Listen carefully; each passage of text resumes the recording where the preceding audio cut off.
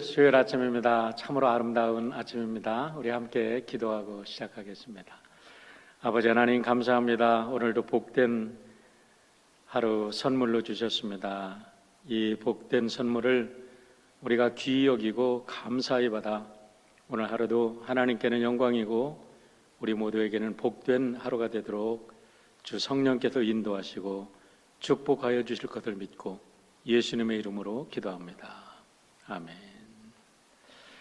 오늘 하나님 말씀은 창세기 34장 5절로 7절, 25절로 32절의 말씀입니다. 제가 읽어드리겠습니다.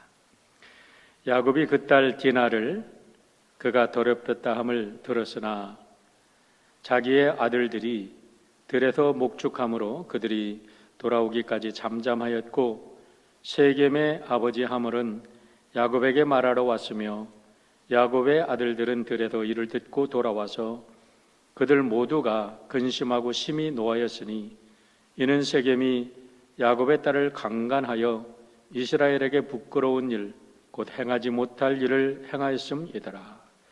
제3일에 아직 그들이 아파할 때에 야곱의 두 아들 디나의 오라버니 시몬과 레위가 각기 칼을 가지고 가서 몰래 그 성읍을 기습하여 그 모든 남자를 죽이고 칼로 하몰과 그의 아들 세겜을 죽이고 디나를 세겜의 집에서 데려오고 야곱의 여러 아들이 그 시체 있는 성읍으로 가서 노략하였으니 이는 그들이 그들의 누이를 더럽힌 까닭이라.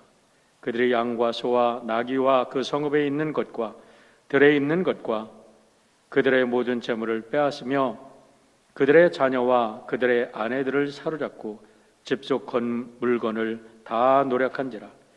야곱이 시몬과 레위에게 이르되 너희가 내게 화를 끼쳐 나로 하여금 이 땅의 주민 곧 가나안 족속과 브리스 족속에게 악취를 내게 하였도다.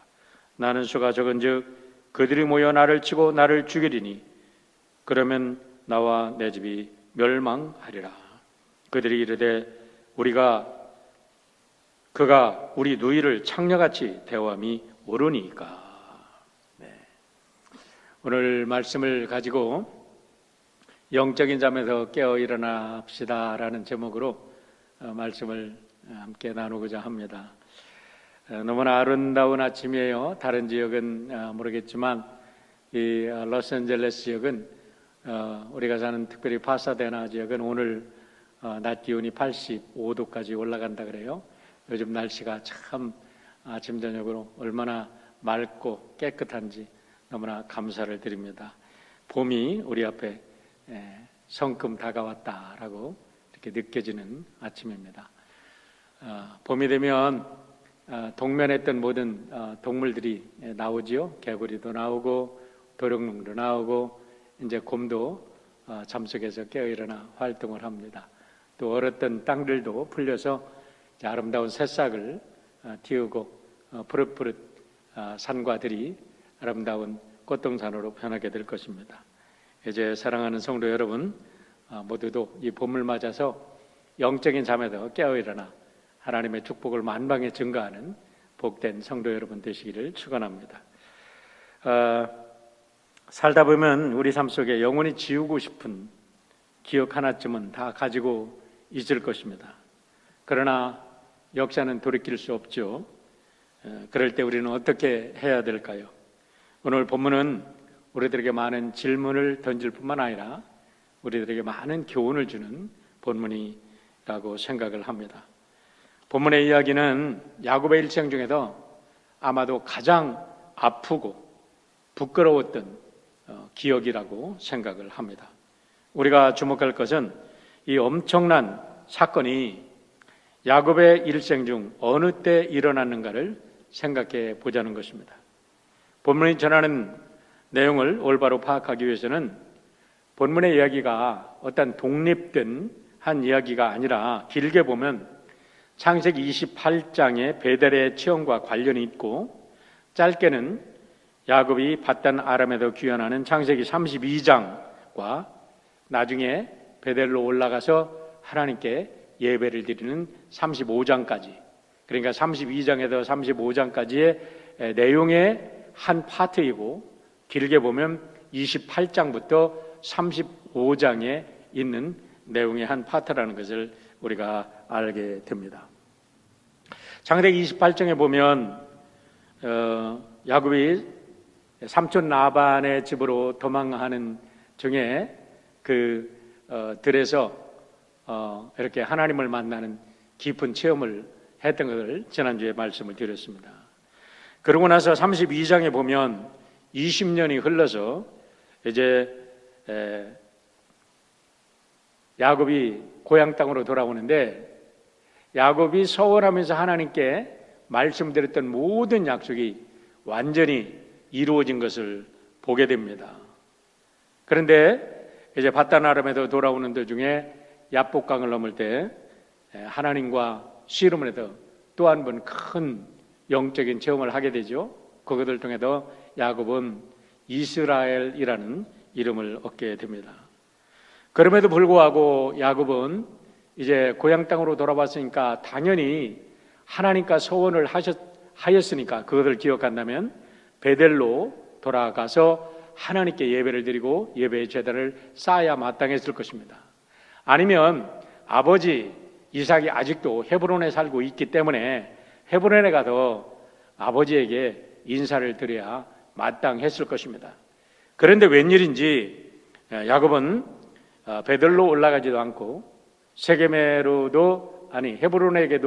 헤브론으로 가지도 않고 그는 세겜 땅에서 숫곳이라는 곳, 즉 우리라는 뜻을 가진 숫곳에 이제 거기서 머물고 텐트를 치고 땅을 사고 거기서 정착을 하게 되는 거죠. 그러는 과정에 오늘의 본문에 이 끔찍하고도 정말 영원히 기억 속에 지워버리고 싶은 엄청난 비극이 발생한 것입니다. 이거 왜 그랬을까요? 우리가 이 전체적으로 것을 생각해 볼 때 야곱은 하나님의 사명을 받은 자가 사명을 잊고 우상 속에서 세상의 안일 속에서 영적으로 잠들어 있었기 때문에 이런 큰일이 있다고 저는 생각을 합니다. 오늘의 사건을 이해하기 위해서는 야복강에서 하나님과 씨름하여 이스라엘이라는 이름을 얻은 사건에서부터 우리가 묵상할 필요가 있습니다. 이미 묵상한 말씀이지만 창세기 31장 38절로 42절의 이야기를 보면 이제 야곱이 삼촌 라반의 집에서 20년간 머무는 동안 어떠한 삶을 살았는지 적나라하게 기록이 되어 있습니다. 거기를 보면 삼촌 라반이 쫓아와서 이제 야곱에게 왜 도주하느냐고 따지죠. 그때 야곱의 이야기를 반박 이야기를 듣고 삼촌이 아무 소리를 못하고 이제 화해를 합니다. 그걸 볼 때 야곱이 뭐라고 얘기를 했죠? 내가 삼촌의 양을 돌보는데 낮에는 더위를 무릅쓰고 밤에는 추위를 무릅쓰고 양을 돌봤고 혹시 도둑이 와서 양을 잡아간다든지 아니면 짐승들이 나와서 양을 찌들지라도 내가 삼촌의 것은 하나도 모든 것은 내 몫으로 온 것을 다 삼촌에게 배상을 하고 삼촌에게는 조금도 해가 되지 않도록 그렇게 살았습니다. 레이아를 위해서 7년, 라헬을 위해서 7년, 양떼를 위해서 6년을 살았는데 삼촌은 나에게 품삯을 10번이나 이렇게 속였습니다. 이렇게 이야기를 하는 거죠. 결국 삼촌 라반이 아무 소리를 못하고 이제 야곱과 화해를 하고 야곱을 보내주는데 여기서 보면 우리는 삼촌이라고 말을 했지만 라반은 아주 악독 고용주였음을 우리가 알게 됩니다. 하지만 그럼에도 불구하고 하나님께서 야곱을 얼마나 축복했는지를 알게 되는데요. 그러는 20년 동안에 야곱은 4명의 아내를 얻고 12명의 아들을 얻습니다. 그리고 인류 최초의 유전자의 원리를 이용해가지고 아주 아롱이다롱이 이런 양을 얻어서 거부가 되지요. 그러고서 이제 고향으로 돌아오는데 고향이 가까울수록 가슴 깊이 숨겨두었던 두려움이 솟아오릅니다. 그것은 다름이 아닌 형 에서에 대한 두려움이죠. 아니나 다를까 종들을 보내서 이제 형의 근황을 알아보니까 형이 자기에 온다는 소식을 듣고 가정에서 이렇게 훈련시킨 이런 장정 400명을 데리고 자기를 마중 나온다는 거예요. 여러분 생각해 보세요. 그냥 형이 오랜만에 동생을 마중한다면 뭐 400명의 이런 장정을 끌고 달려오겠습니까? 그냥 몇 명이 와서 환영해도 되잖아요. 그런데 400명의 군사를 끌고 온다는 소식에 아주 야곱이 기겁을 합니다. 그래서 야곱이 이제 자기의 모든 재산을 셋대로 나눠서 형한테 이렇게 선물로 보내고, 그리고 자기의 가족을 형이 와서 칠까봐 자기의 가족을 두 대로 이렇게 나눠서 보내면서 자기는 야복강에 남아서 하나님께 기도하는 거죠. 철야 기도를 하는 중에 야곱은 또 한 번 놀라운 영적 체험을 하면서 이스라엘이라는 이름을 얻게 되는 겁니다. 그러고서 나서 그 영적 체험을 하고 형을 만나는데 놀랍게도 하나님과의 문제가 해결이 되니까 형 에서의 문제는 하나님께도 해결해 주셔서 그렇게 400명씩이나 데리고 야곱에게 원수를 갚으려고, 원한을 갚으려고 달려오던 에서의 마음이 변해서 야곱을 보고 그가 끌어안고 울면서 형제의 정을 나눈 것을 보게 됩니다. 그러고 나서 이제 형은 세일로 돌아가고 야곱은 이제 세겜에 정착을 하는 거지요. 그러면서 세겜에 정착해서 숫곳이라는 곳에 이제 집을 짓고 제단을 쌓고 엘로헤 이스라엘, 하나님 이스라엘의 하나님이라는 그런 제단을 쌓고 자기가 하나님께 예배를 드립니다.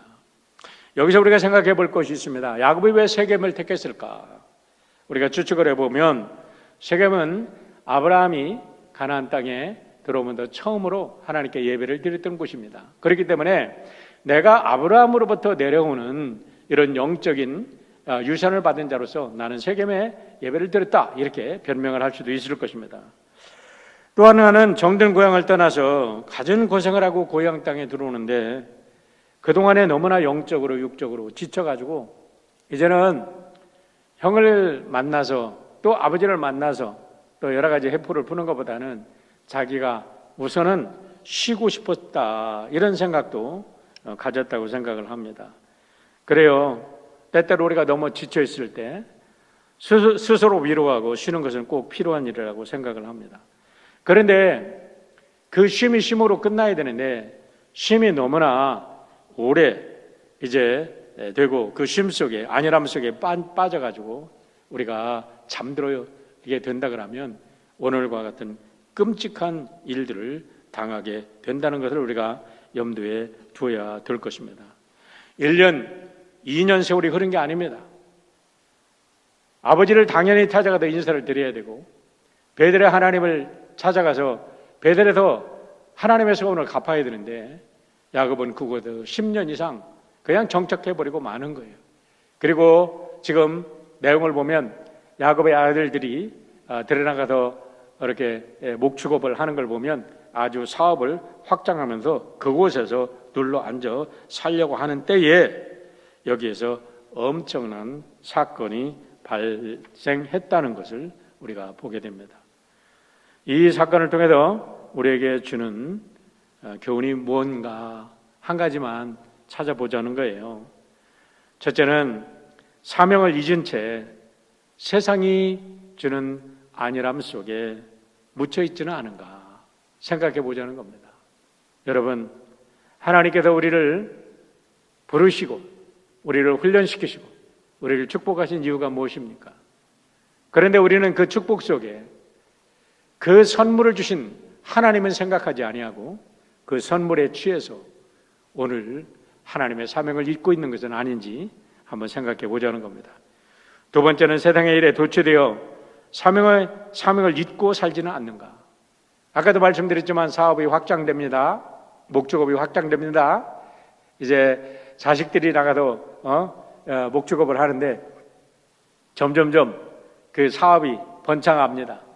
그러니까 사업을 번창하느라고 하나님은 까맣게 잊어버리고 베델의 하나님을 까맣게 잊어버리고 살아가고 있지는 않았는가?